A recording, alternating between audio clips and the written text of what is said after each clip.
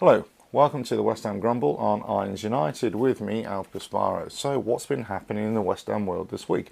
Well, not a lot because it's been international break time, yes. Some of our players have gone off to fight for their countries and have been doing quite well. You know, Nautovic for Austria, Yarmolenko for Ukraine and Fabianski for Polska.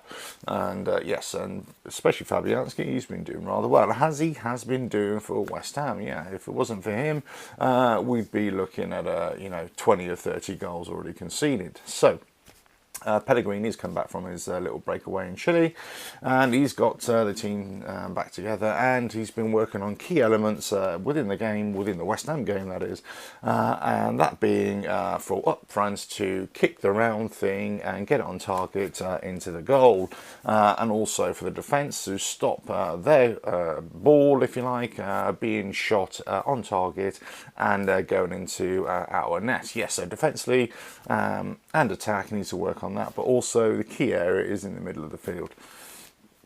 So what does he have to do, Pellegrini, to turn our fortunes around and start getting results? Well, as luck would have it, or unlucky for us, our next team to face in the league, Everton away, is a bit of a bogey team for us. Yes, we always seem to either lose or get stolen a point, or they score in the last minute and they draw or get a winner. So basically, we're going up to Goodison. It's going to be a tough match, a tough ask, but I think it would be lucky to get away with a draw because Marco Silva has got them firing and they're doing quite well under him. They're eking out results. They're scoring goals from not only Richarlison up front, who's actually still suspended, fortunately, but they're getting goals all over the park, which is a key for them. For West Ham's part, well, yes, the central defensive pairing might be coming together, but still left back, right back weaknesses. Still midfield, that's still a bit of a shambles, isn't it? And up front, Arnautovic and Hernandez and Lucas Perez or whoever else is going to be up there, they really need to start working together as a unit, feeding off each other, interchange of play. And also, key element is getting that ball on target. Because many of their shots just haven't been, on target. They haven't really troubled the opponent's goal. So we scored 2 goals. One was a penalty, and most of our shots have gone awry.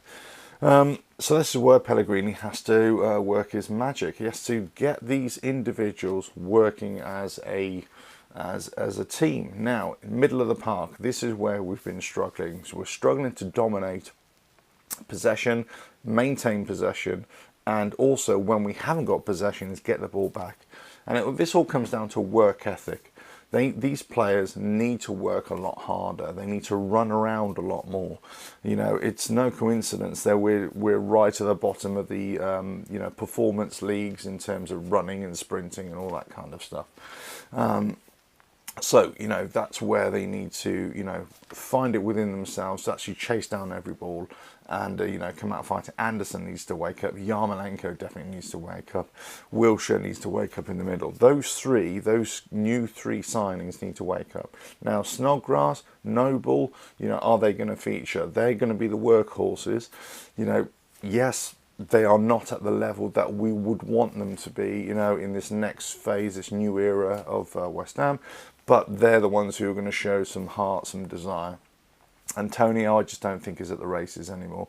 Obiang looked weak the last outing for me. Rice, I think he's going to have to be in there for me, in the middle of the park somewhere.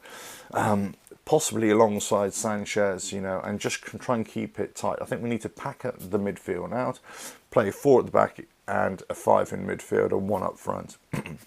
It'd be interesting to see what formation he comes out with, and it'd be interesting to see, what elements he's worked on in training this week. This is Pellegrini I'm talking about, of course, and to see if they can come up. I think we've got to, be strong at the back, resolute in midfield, real fighting spirit, and hit on the counter attack, and take our opportunities, because we have been creating opportunities, we just haven't taken them. Anyway. So, still lots of problems with the stadium going on, as you can imagine. That's just a farce, isn't it? You know, the NLDC still complaining about West Ham not really paying a lot, E20, you know, up in arms. You know, I think this is only going to go two ways. It's going to go to the courts, and it's going to go to the government, a Treasury decision, and they're going to say no. Taxpayers not paying for this anymore. So where does that leave West Ham? Well, it probably leaves them out on the street somewhere, you know, or it'll be something like, you know, West Ham will have to take over the stadium. Who knows? Absolute farce, the whole thing from start to finish. I blame the board for taking us there, obviously, but I can't blame the board for the way that LLDC and E20 have been acting as well, because that's just outrageous.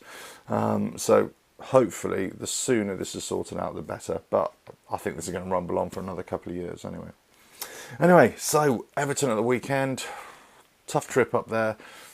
I'm hopeful for a win. Obviously, I think we're just about equal draw, but I fear a loss. But anyway, that's my grumble this week. I still don't think we've got a lot going for us. I still think it's going to be a long time before West Ham really start, you know, firing.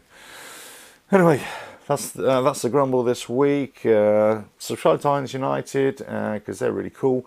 Oh yeah, check them out on Instagram and Twitter and Facebook and all that sort of social media good stuff. And catch you next time, whenever that is. Cheers.